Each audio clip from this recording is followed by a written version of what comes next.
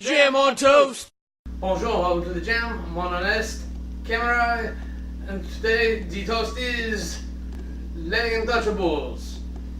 This is a film Defranco movie club review, so glad to have it back after all VidCon and Orange is Black, and let's proceed. The short sale on this one is that an impoverished Frenchman is looking for the next part of his government benefits, and he happens upon a job offer for an in-home caretaker for a rich invalid. My love for this one is when Driss is taking an interview for a carrier position, and the girl obviously has very red ears. It's a very funny joke in comparison to the movie. My hate it happens to be is that it's in subtitles, and I had to dedicate myself to read every word and try to still watch the movie, and it's very frustrating overall. The MVP for this movie, Sacré Bleu, what a draw between Omar Sy and François Cluzet.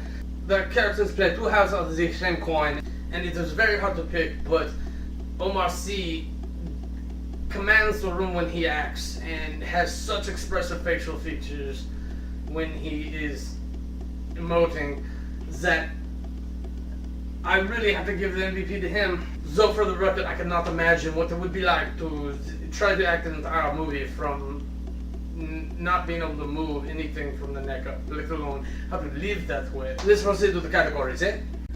Aesthetics. This is such a beautiful movie when it's all said and done. They express the two characters through visual and music, and they even discuss it at his birthday where they are comparing music to one another. It really is beautiful to see the darkness that they bring in, and one could even refer to him being from Senegal, that it's a projection of the Dark Continent. In that sense, Philippe is French, is the enlightenment of the European culture, but the point is that Driss has very dark scenes and Philippe has very bright scenes regardless of what is actually happening, and when they come together you get these wide, beautiful open scenes. Even in the house, and even in the house the scenes open up more, and you see the freedom that the two men becoming one capable man exude into the scene. The music was an excellent pick, whether it be the classical selections or the more modern pop references. Both worked very well for the characters, and it was very nice to see them mix between the characters and the different reactions thereof. Aesthetics gets a 92. Character development. This is a story about a man who has nothing except himself, and a man who has everything except his own body.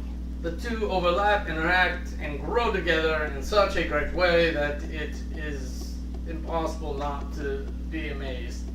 This is actually a good example of how a character can de-evolve, as when they separate, they both become broken to some degree again, although they are still better than they were before they met.